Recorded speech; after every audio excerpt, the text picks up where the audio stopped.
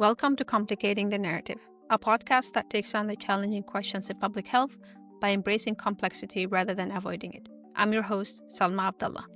In public health, we talk a lot about evidence-informed policy, but we spend much less time thinking about how evidence actually moves from a journal article to an adopted policy. We're often taught to wait for the perfect study and the perfect data set. But what if waiting sometimes means missing the moment to contribute to the public discourse? My guest today is Kathryn Backholer, a professor and co-director of the Global Centre for Preventive Health and Nutrition at Deakin University, Australia. Her research focuses on policy problems that need solving and then works backward to assess the type of evidence decision makers need to move forward. This approach has led her team down some unusual path, building AI systems to monitor how gambling, alcohol, and junk food companies target young people online, working directly with Parliament, and learning that sometimes a well-timed pilot can have a great impact on a conversation. This conversation is especially timely. Australia has just become the first country to delay social media access for anyone under the age of 16. And Kathryn's team is now studying whether that policy works and what unintended consequences might follow. We talk about the tension between rigor and timeliness, and how to maintain credibility when powerful commercial interests are watching closely, and what it really takes to move research into policy. Kathryn, welcome to the podcast. Thanks for having me. Yeah, so I know, first of all, I'm a big fan of the work that you're doing and how it directly relates to focusing on not just research questions we ask, but how we actually lead to positive change on the ground from research to policy. So maybe we can start first by describing to our listeners, and hopefully people who are also seeing on YouTube, what type of work do you do? What does GLOBE stand for?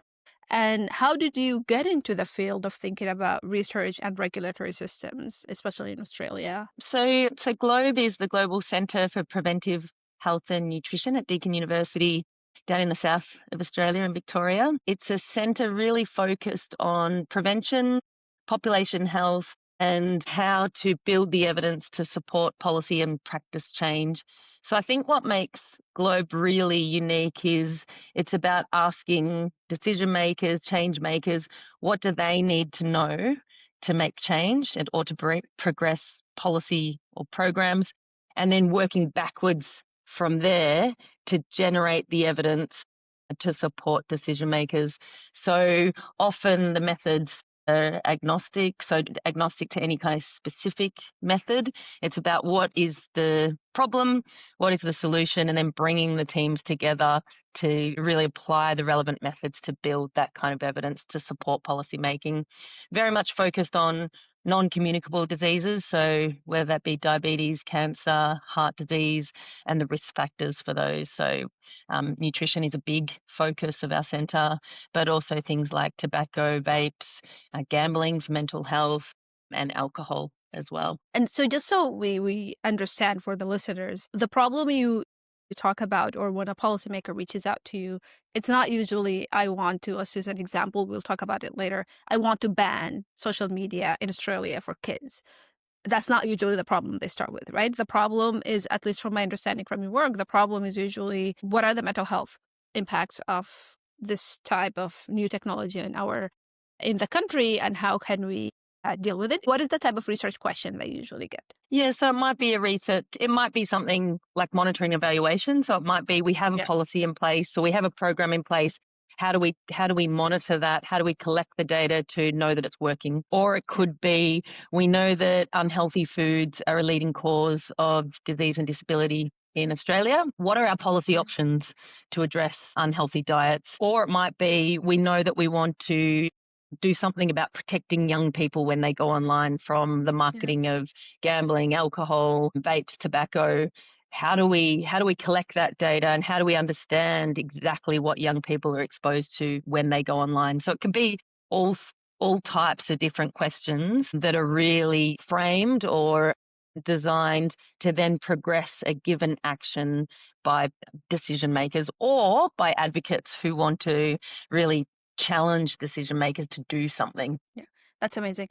And how do you create a team that could be agnostic to methods? So I'm just thinking, I know we and I talked about this last year, like my mind is blown with the work that you guys are doing, because like basically you have to create a team that could be ready for almost everything. So can you walk us just a bit through the process of creating such a team?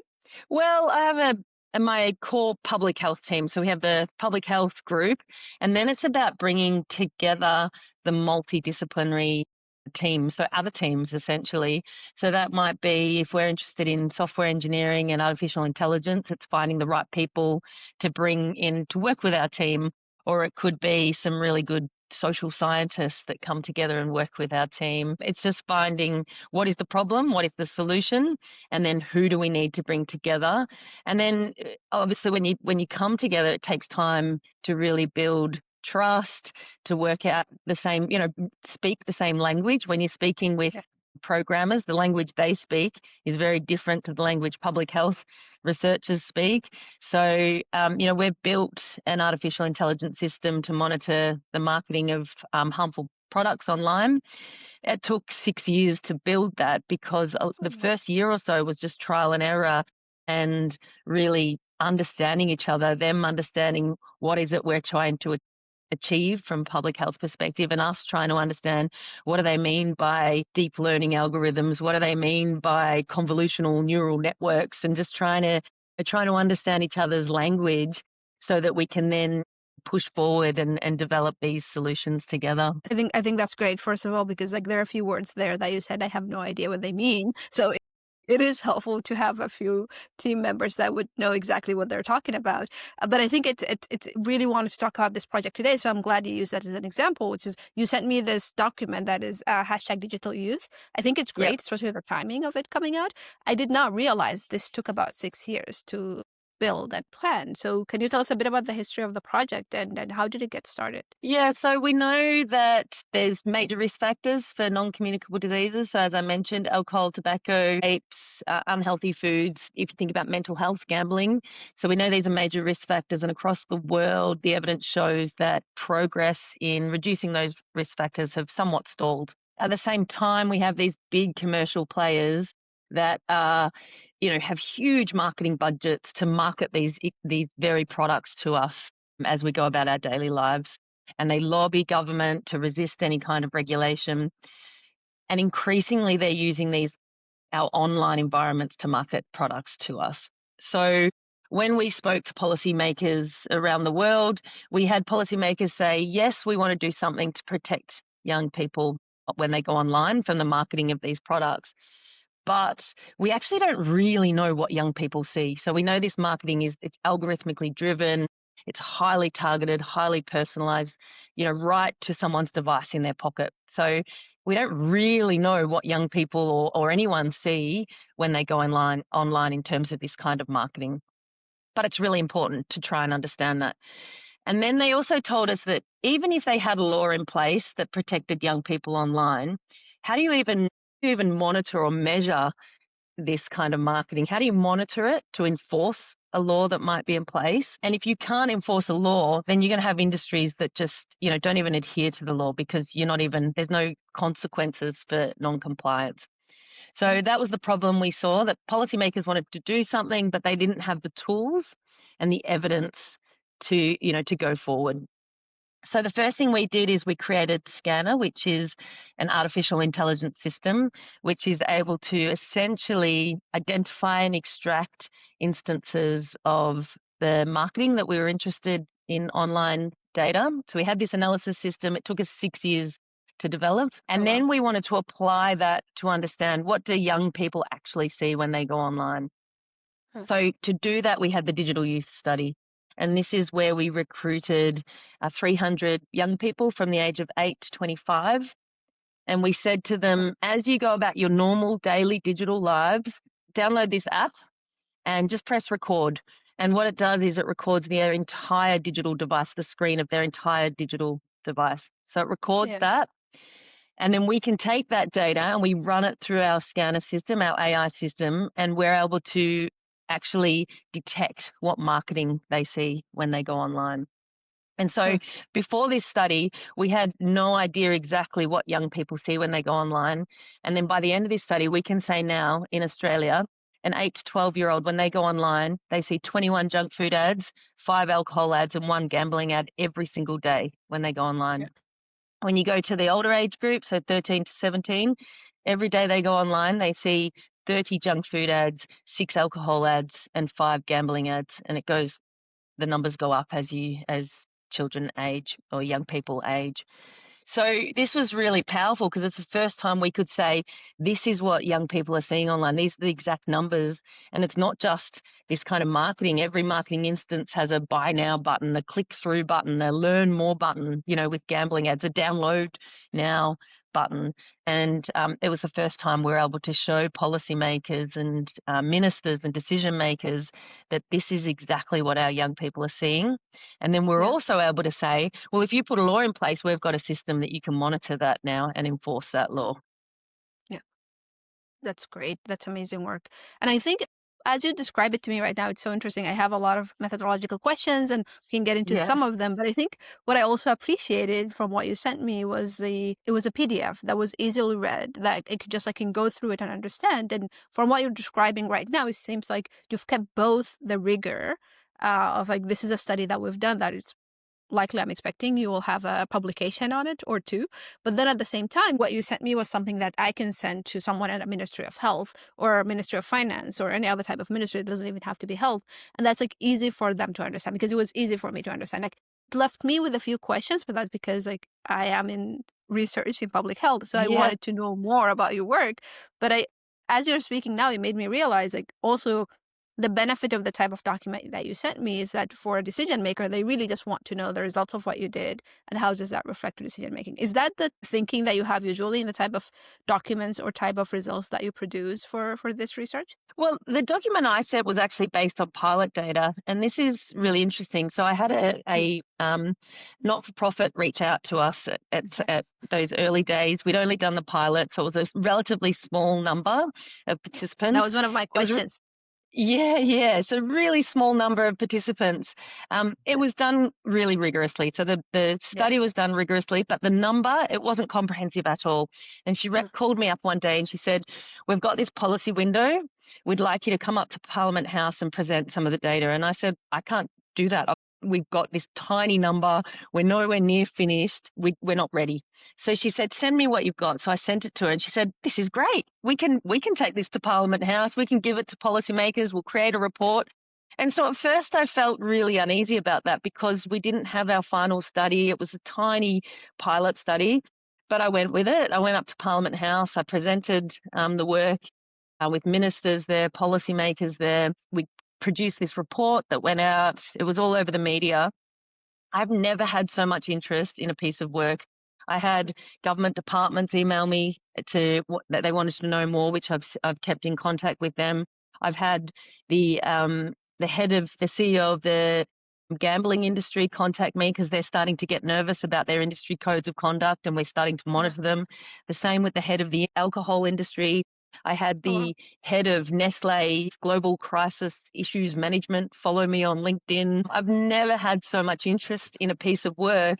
And before that time, I would have said, no way would I put that out into the media, into the policy ecosystem, because it's not ready yet.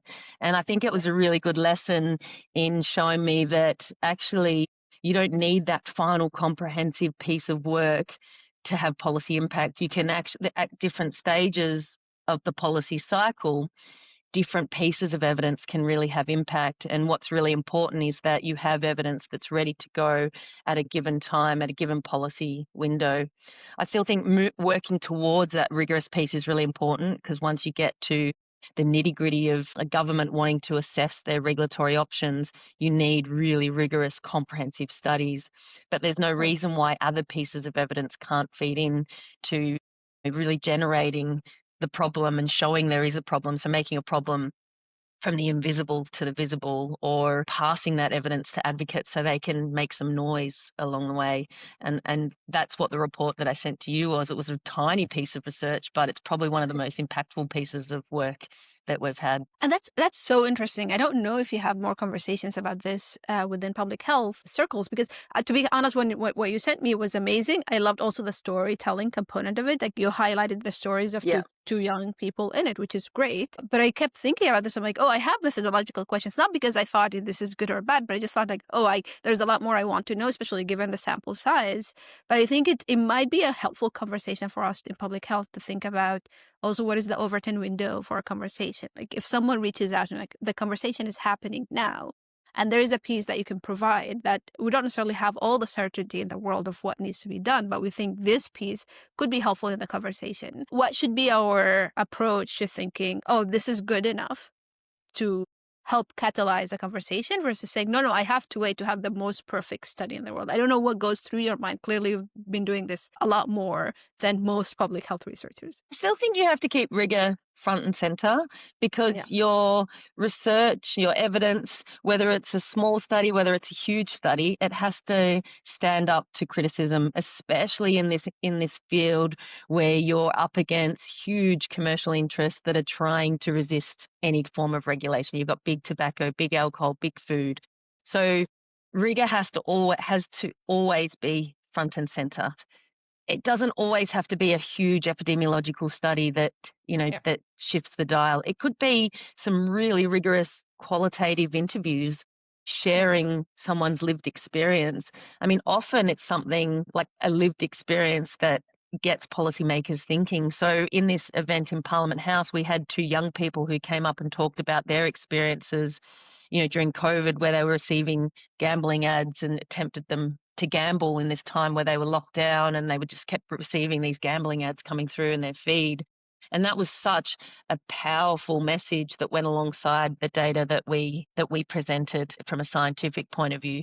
So I think as a researcher, you keep the rigor front and center, you keep the big comprehensive study there, and you keep trying to, you keep working towards that.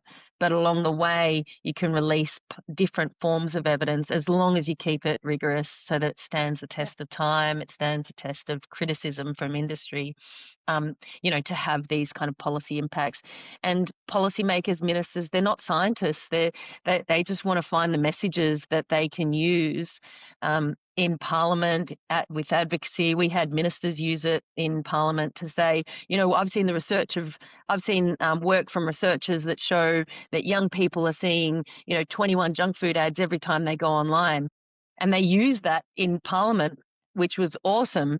But it was from this tiny study that we hadn't completed yet, but it had somewhat of an impact. I think just really making sure that it's rigorous, but be ready to put it out there, work with NGOs, advocates that know what messages resonate, and then put it out there in a way that policymakers are going to grab onto it and use it. I really appreciate the part about rigor, especially with commercial entities on the other side of the conversation. As you said, like we had a podcast with Nissen Manny, who does a lot of commercial determinants of health research. And I think he was saying the exact same thing. Like, you better be very sure if you publish something that relates to profits, that you can stand behind your results. Otherwise, they are going to try to find every single limitation of a study. And of course, like no study doesn't have any limitations, but it really helps to put rigor front and center.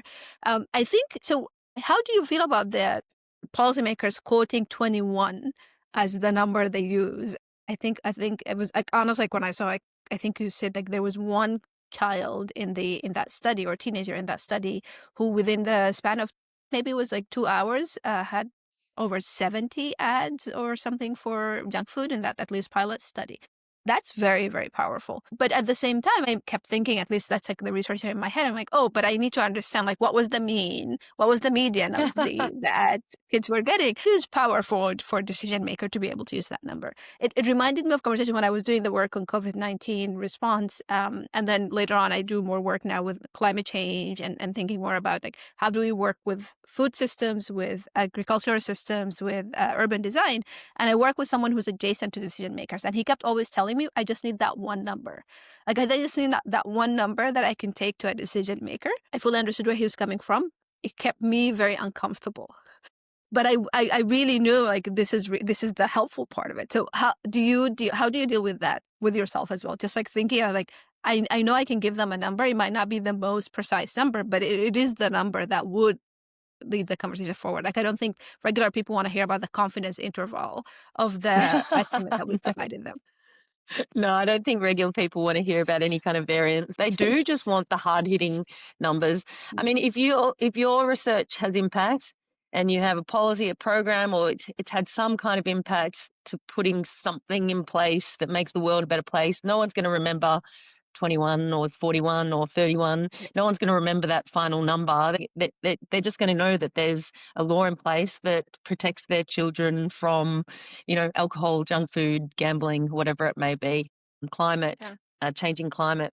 So I think when you're putting a number out there, it's just really important to be transparent in terms of what underpins that number. So what is your sample size? And, when putting this report together, we were insistent to say, we need the sample size in there. We need to say that it's a pilot. We need to say all these things because Yeah.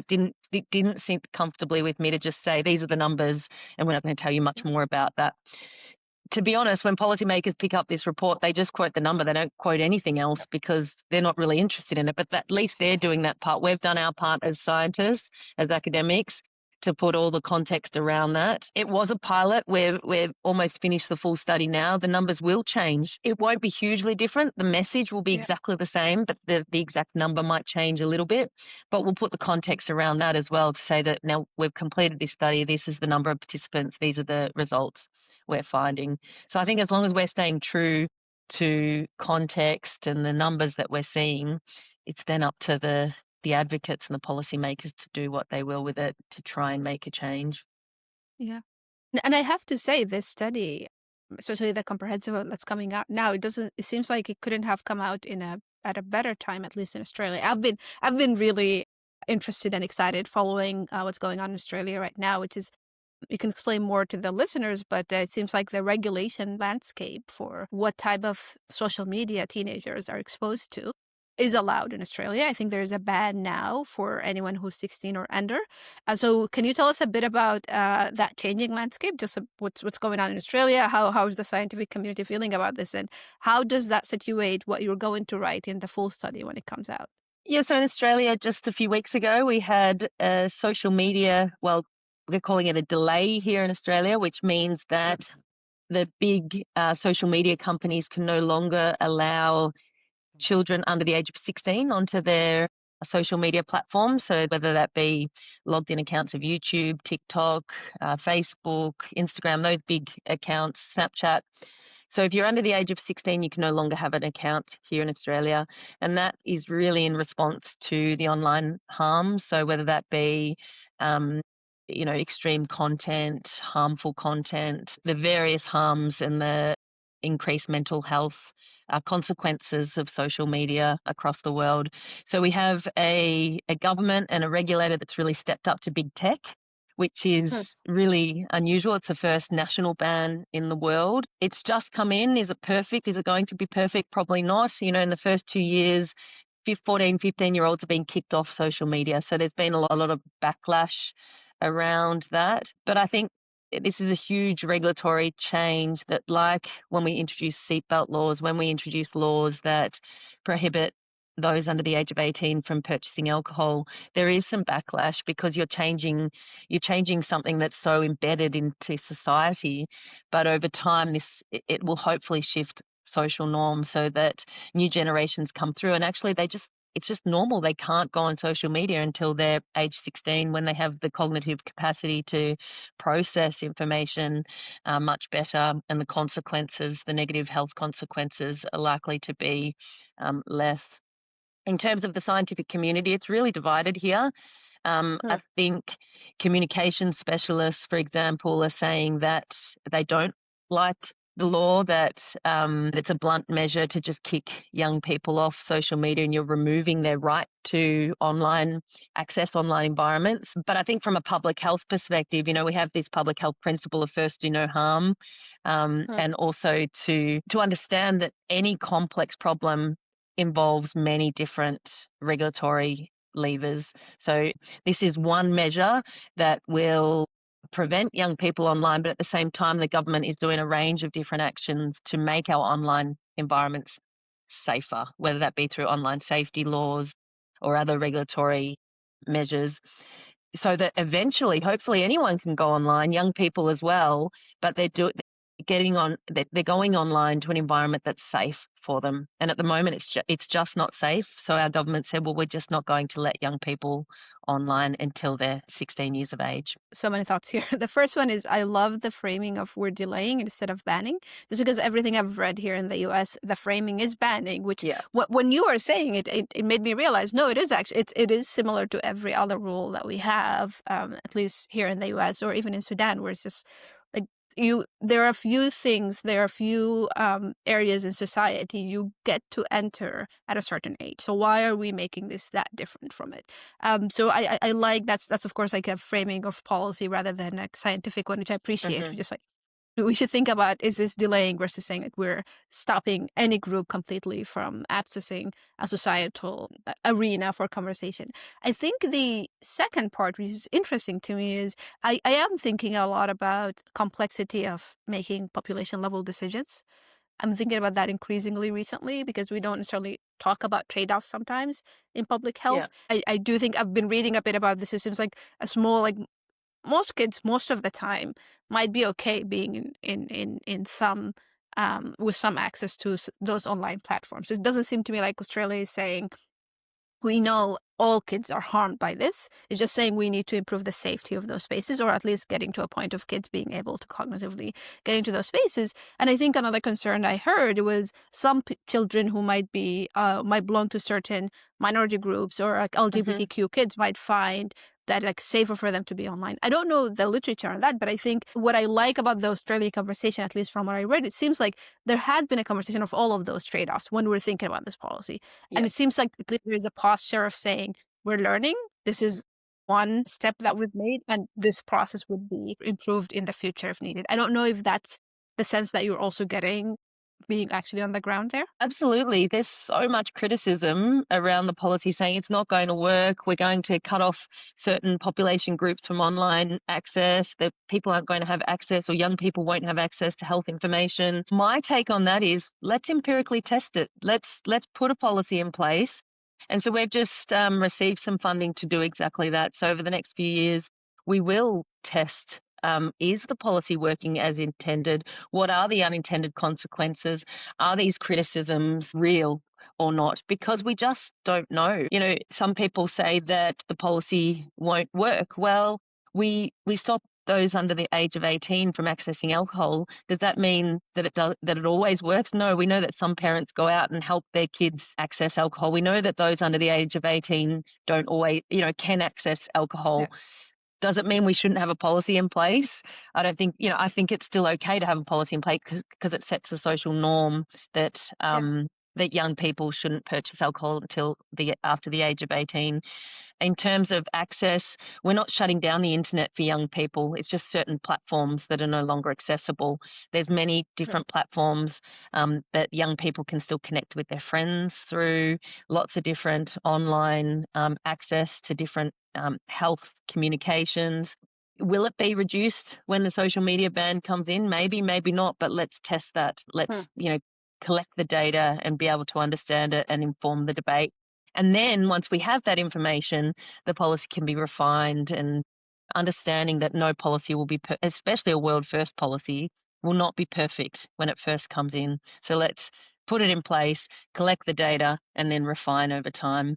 And how does this policy affect the paper that you're going to have come out soon? I'm really excited about reading it. The one about ads for younger kids on social media. Does that help reframe some of the work that you've done because you are very policy-oriented, policy-focused, to say, how does this then help advance the next step in policies, or you don't think that affects the work that you were still doing with Scanner? Well, we know from the work that we're doing that young people below the age of 16, so below the age of the social media ban, are seeing most of their ads on logged out platforms. So whether that be YouTube for young kids, mainly on YouTube. We know that young kids below the age of 12, for example, access their parents' devices. So they're actually seeing the kinds of ads that would be served to their parents. So from the data we already have, we can see that actually the social media ban is not going to address the problem of this kind of marketing that they see online. And we actually need sector-specific laws that, stop these large commercial companies from marketing their gambling products online, from marketing their alcohol products online or their unhealthy food online. So we know that from our data already, but with the social media ban, what we don't know is what's going to happen to that kind of marketing. So all of a sudden, these big advertisers have lost a key segment of their audience, that being 14, 15-year-olds who are no longer access these social media platforms. So what we'll test is what happens after the social media ban. Is it that, 16, 17-year-olds have even more marketing pushed their way because they've lost that 14, 15-year-old segment? Is it that marketing is being shifted to other platforms like gaming platforms that are not subjected to the social media ban? These are just hypotheses that we have that we'll test in our next study, and making sure that we continually collect the data so that when policymakers come to us and say, oh, we don't need a ban on, or we don't need any kind of regulation to stop alcohol companies marketing it anymore because we have the social media ban, we can say, actually, we have the data that shows that the platforms that alcohol companies are marketing through are not even part of the social media ban. So actually, you do need to continue to pursue laws in that area as well. How do you? I'm thinking about this from a larger scale, and I think you and I talked about this. Just thinking about the tensions between our own biases, and my bias here is that I am on board with everything that you've said. And then doing this type of research that influences policy. I think we talked about rigor, but I was thinking more of like when you were saying that you just got funding to think about this ban and in the next couple of years to see the impact of the ban. At least from our conversation, it seems to me that you are at least generally in favor of thinking about how do we address the harms to children, where we have some conversations here in the US where there isn't even consensus, or at least there's some minority voices that say, no, we don't see a lot of harms to children. So when you're starting to think about evaluating the impact of the recent regulation, what are the steps that you and your team take to make sure that whatever internal bias we have about thinking this is really good for kids is not reflected in the type of analysis that you do or the type of study design that you have? Yeah, I mean, I think making sure that we step out from our team. So we have partners always with our research, whether that be government representatives, bureaucrats, NGOs, and whenever we develop, say, a survey, we develop an interview schedule, whatever it might be, we always send that out to our partners for feedback to make sure, have we got the right questions? Are we asking them in the right way? I mean, and then I think it comes back to how rigorous your research is as well, and transparent. So if you can show that these are the questions you asked and these are the findings that you're getting, then that can be interpreted from all sides of wherever you stand on whether you agree with a policy or not. You can interpret that for yourself. So being really transparent, trying to use neutral language in questions that are asked of participants, and then being transparent in how you present that so people can make their own mind up. And you mentioned a lot today, I think, partners and stakeholders and working with decision makers or policymakers, which makes me wonder how important it is to keep that open lane of conversation. Even, I'm assuming, even with stakeholders who might not necessarily agree with the findings that you have.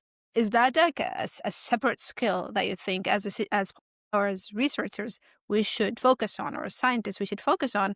Or do you have specific people in the team who do this? Like you mentioned today, that a few people from different industries reach out to you, like the gambling industry, and said, we want to hear more about this. How do you keep those relationships? Well, I'll first say when the gambling industry, alcohol industry reaches out, they're an industry that I don't want to engage with. They have a clear conflict of interest. They're there to make money off the very marketing practices that are harmful to our kids.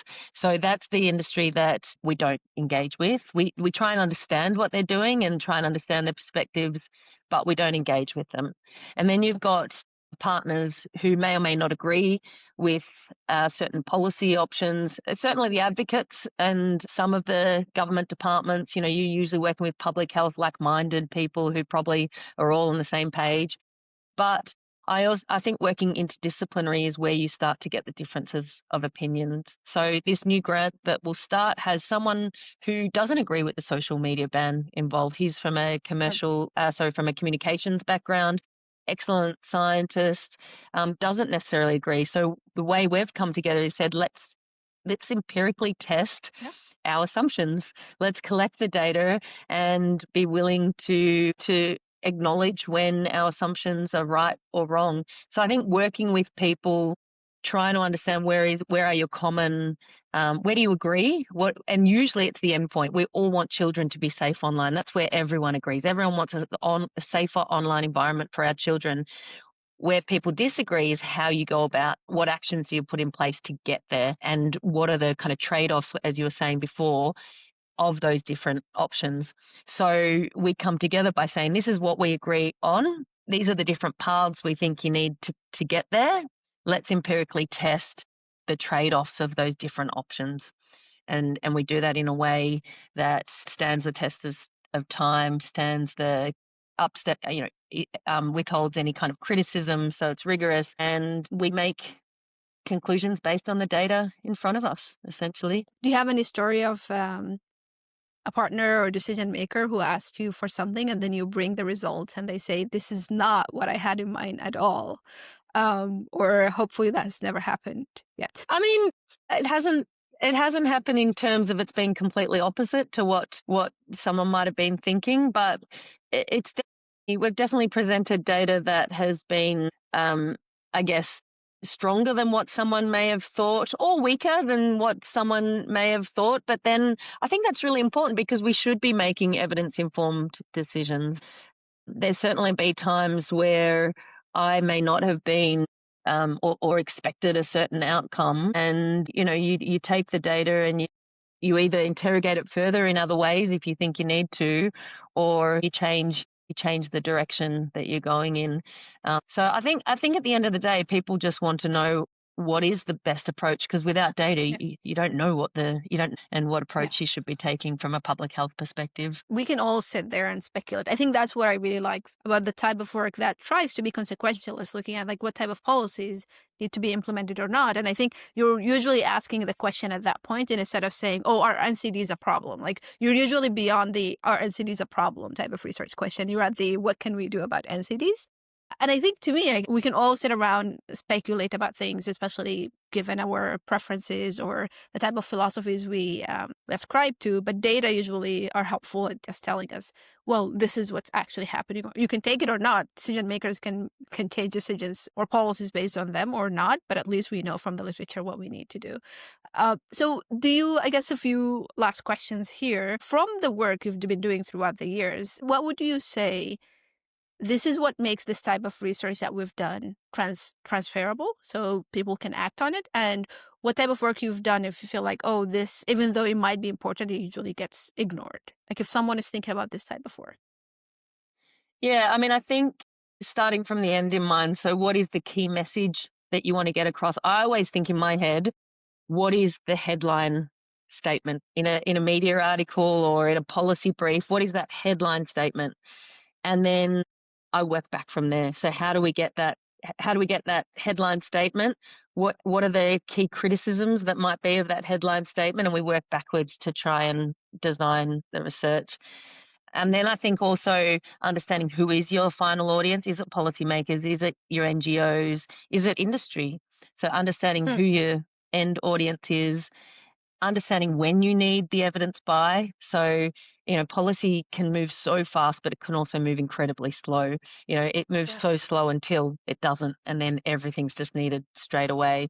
So understanding the timing, your audience, and your key messages. I think if you design your studies with that in mind, then you work backwards, you're always going to have research that is relevant, that you can pass to policymakers or decision makers to use.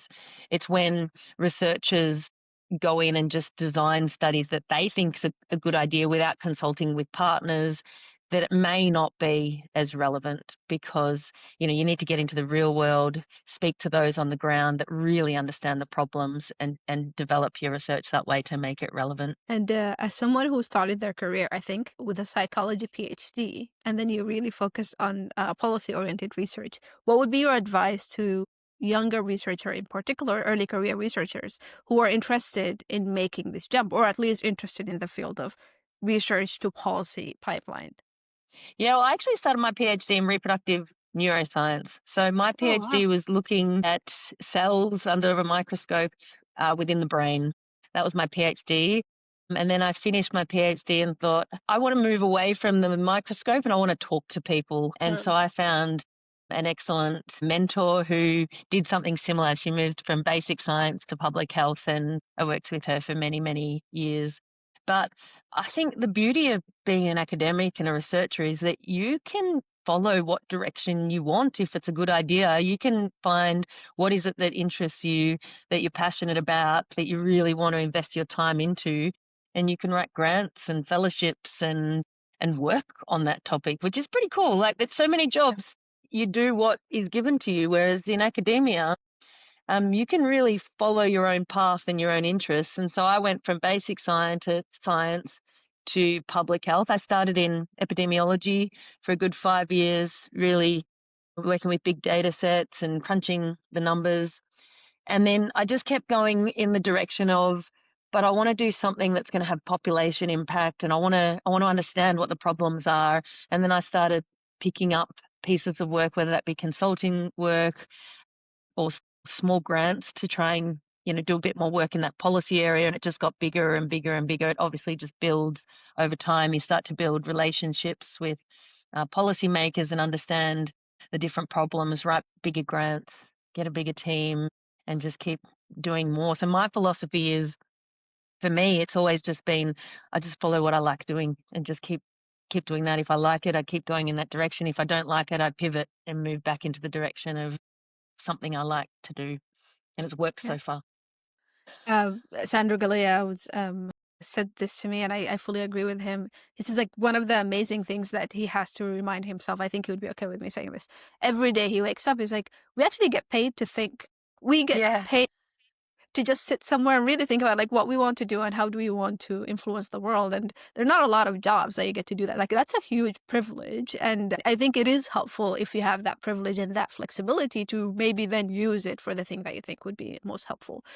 Which brings me to maybe the pre-last question. I think you and I talked about this a bit, but I like that you present a positive vision for public health where we can think about there is a problem. Can we think empirically about the type of solutions that we need?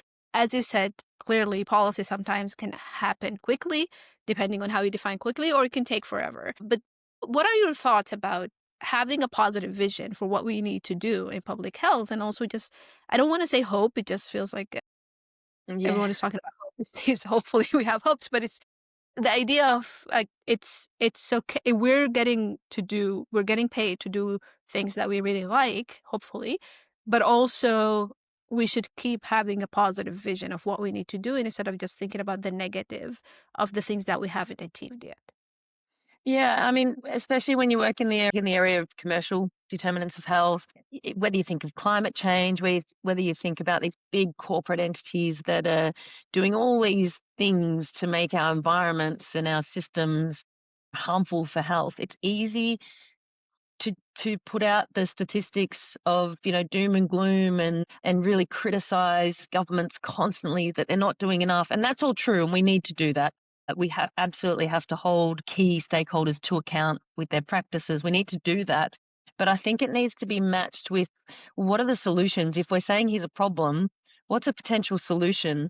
And when governments do something, how do we say, well done for doing that? Because we're quick to criticize, I think, in public health and appropriately, but we also need to know when it's okay to say, okay, you've brought in a policy, it's not probably far enough of where we'd like to be, but you've done something, and that's a good first step, and let's keep working towards the next step and the next step, and just appreciate that at the end of the day, most people, are doing their best to try and make the world a better place. And I think if we can highlight that a bit more, more and more people have this momentum of, yes, I want to do things like that as well, and I want to make the world a better place. And just having that positivity, I think, makes a huge difference. Okay, our last question. Yeah. What is one narrative that you think needs to be complicated in public health or global health? I mean, reflecting on our conversation, perhaps that you don't need the most comprehensive, large study to have policy impact. You can have evidence that matches different stages of the policy cycle. And in the early days, that might be a small piece of research that's really well conducted. At the end of the policy making process, when government's assessing regulatory options, it might be that big comprehensive study. You should work towards that big comprehensive study, but you can do many things along the way to have impact. And so just get your research out there, work with partners, conduct many different kinds of studies. And I think you can have a huge impact along the way if you're presenting it in the right format and in an accessible way for those end users. So all research, when well conducted, can have policy impact. Kathryn, thank you so much. You're welcome. Thanks for having me. This episode was edited by Catalina Melendez-Contreras with marketing and outreach by Kinkini Bahaduri. The podcast is supported by the School of Public Health and the Frick Initiative at Washington University in St. Louis. You can find Complicating the Narrative wherever you get your podcast, and you can also watch the episodes on YouTube. If you found this conversation useful, rating, sharing, or recommending the podcast is one of the best ways to help us reach more people. Thank you for listening.